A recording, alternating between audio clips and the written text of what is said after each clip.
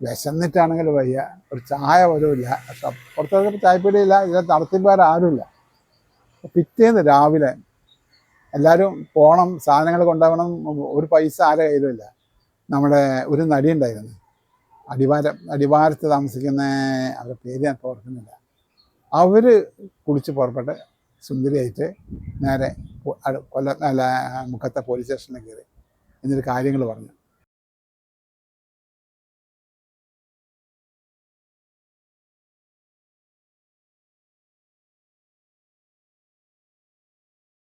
ഞാൻ ഇതിൻ്റെ ഇടയ്ക്ക് പല നാടകത്തിനാവശ്യത്തിനായി തന്നെ പല സംഭവങ്ങളും ഇതോടുകൂടി എനിക്ക് പ്രാക്ടീസ് ചെയ്ത് പഠിക്കാനുള്ള ഭാഗ്യങ്ങളും കിട്ടി. അതിലൊന്ന് പിന്നെ ഒരു മാജിക്കാരൻ്റെ കൂടെ മ്യൂസിക് ഞാൻ ആദ്യം പഠിച്ചു തുടങ്ങിയത്, ഞാൻ പറഞ്ഞു ആദ്യം എനിക്ക് പാട്ടിനോട് കുറച്ച് കമ്പുണ്ടായിരുന്നു. ആ സമയങ്ങളിൽ ഞാൻ സ്വന്തമായിട്ട് ഇരുന്നിട്ട് തന്നെയാണ് പിന്നെ ഗിറ്റാറൊക്കെ പഠിച്ചു തുടങ്ങി. അവിടുന്ന് കുറച്ച് കഴിഞ്ഞപ്പോൾ എനിക്ക് ഒരു ജോമോൻ എന്ന് പറയുന്ന ഒരു ഡ്രമ്മറെ വെച്ച് കുറച്ച് ഋതങ്ങൾ പഠിച്ചു തുടങ്ങി. അങ്ങനെ ഞാൻ കുറച്ച് ജാസ് പ്ലെയറൊക്കെ ആയിരുന്നു. നിങ്ങൾക്ക് ആ കാലത്തെ പിന്നെ കോഴിക്കോട് ടൗൺ ഹാളിൽ കോഴിക്കോട് ടൗണിൽ അന്ന് കേബ്ര എന്നൊക്കെ പറഞ്ഞിട്ട് ഒരു ഇതുണ്ടായിരുന്നു. ആ കാലഘട്ടങ്ങളിൽ കേബ്ര ഹാളിലൊക്കെ കുറേ ഡ്രംസ് വായിക്കുകയും ഓർക്കസ്ട്ര, സ്വീറ്റ് ഓൺ ഓർക്കസ്ട്ര എന്ന് പറഞ്ഞിട്ട് ഒരു ഓർക്കസ്ട്ര ഗ്രൂപ്പ് ഉണ്ടായിരുന്നു. അങ്ങനെ സ്വീറ്റ് ഓൺ ഓർക്കസ്ട്രയിൽ ഓർക്കസ്ട്രക്കാരനായതുകൊണ്ട് മാജിക്കിലേക്ക് കയറാൻ അവസരമായി. ഒരു മജിഷ്യൻ്റെ മ്യൂസിക്, അതിൻ്റെ ഉത്തരവാദിത്തങ്ങളും അതിൻ്റെ ഡയറക്ഷനുള്ള രീതിയിലേക്ക് പ്രദീപ് ഹൗഡിനി എന്ന് പറയുന്നുള്ള കോഴിക്കോട്ട് ബേപ്പൂരുകാരനായ പ്രദീപ് എന്ന് പറയുന്ന കക്ഷിയുടെ ഒരു മാജിക് ട്രൂപ്പിലേക്ക് വരികയും ഞങ്ങൾ ആ ട്രൂപ്പ് കേരളത്തിൻ്റെ, ഇന്ത്യയുടെ പല ഭാഗങ്ങളും വിദേശത്തൊക്കെ പോകേണ്ട അവസരങ്ങൾ കിട്ടിയത് അതിലൂടെയാണ്. അതുമാത്രമല്ല, പിന്നെ ഞാനൊരു വൺ മാൻ ഷോ ചെയ്ത ഒരാളായിരുന്നു. വൺ മാൻ ഷോ എന്ന് പറഞ്ഞാൽ മൈം ഷോ. മൈമിനോട് എനിക്ക് ഭയങ്കര താല്പര്യമാണ്.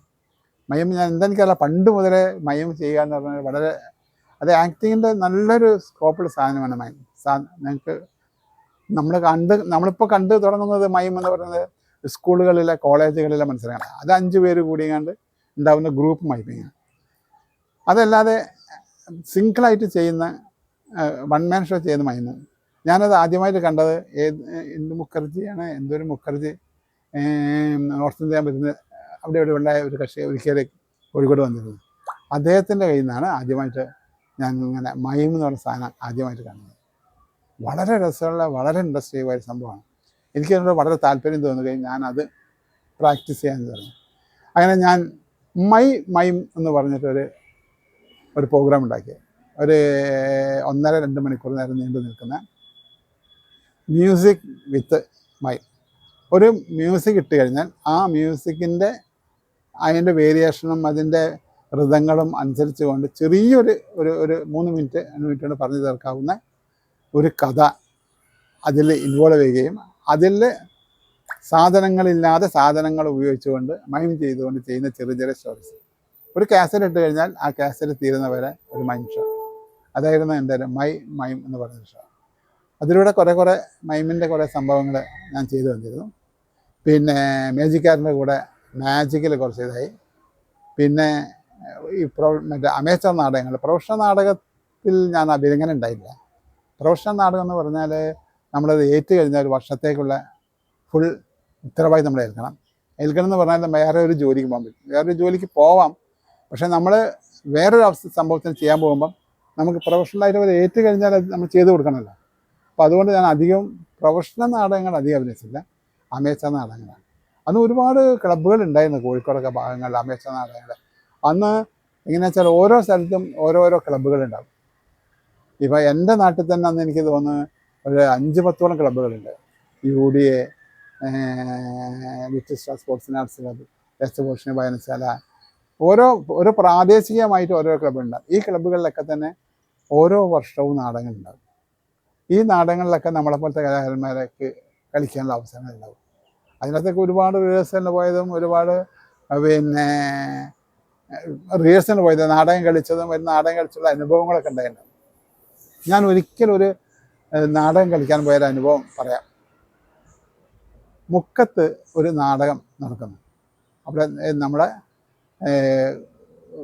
MV നാഥ് എന്ന് പറയുന്ന അന്നത്തെ വളരെ പ്രഗത്ഭനായ ഒരു നാടക നടനായിരുന്നു. അദ്ദേഹത്തിൻ്റെ അനുജൻ MV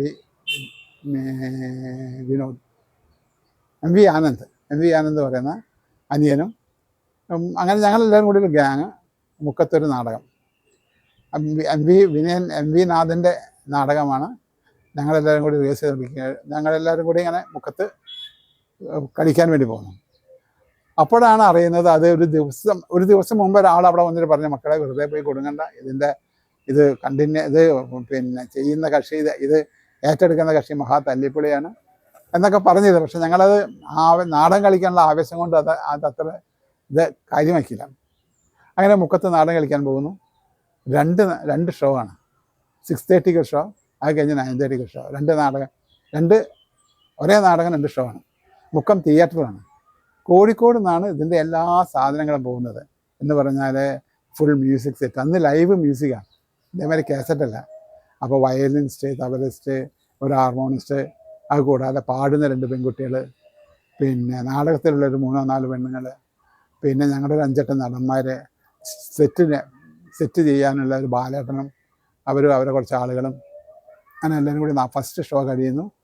ഫസ്റ്റ് ഷോ കഴിഞ്ഞ് പിന്നെ നടികൾ പറഞ്ഞു, ഇനി ഞങ്ങൾ കാശ് കിട്ടാതെ പിന്നെ അടുത്ത ഷോ കളിക്കുന്നില്ല എന്ന്. അപ്പോൾ ഇവർ പറയുന്നത് ഇല്ല, പേടിക്കാനില്ല, അതപ്പോൾ ജസ്റ്റ് അപ്പോഴത്തേനും മറ്റേ ഷോൻ്റെ ആളുകൾ കയറ്റി തുടങ്ങി. അവരിരുന്ന് കൂക്കും വിളിയും തുടങ്ങി. അപ്പം അവസാന രക്ഷയില്ലാതെ കളിച്ചു. രണ്ടാമത്തെ ഷോ കളിച്ചു. രണ്ടാമത്തെ ഷോ കഴിച്ച് കഴിയുമ്പോൾ ഒരു 1:30 മണിയായി. ഞങ്ങൾ പുറത്തിറങ്ങിയ സമയത്ത് സംഘാടകരുടെ ഒറ്റ കുട്ടിയില്ല. ഇതിൻ്റെ സംഘാടകരായ ആരുമില്ല. ഞങ്ങളാണെങ്കിൽ ഉച്ചക്കുള്ളൊരു ഭക്ഷണം എന്തോ കഴിച്ചിട്ട് മേക്കപ്പും ചെയ്ത് സ്റ്റേജിലിരിക്കുന്ന ആളുകളാണ്. വിശന്നിട്ടാണെങ്കിൽ വയ്യ, ഒരു ചായ പോലും ഇല്ല. പക്ഷെ പുറത്തൊക്കെ ചായപ്പീടിയില്ല, ഇതിനകത്ത് നടത്തിപ്പാരാരുമില്ല.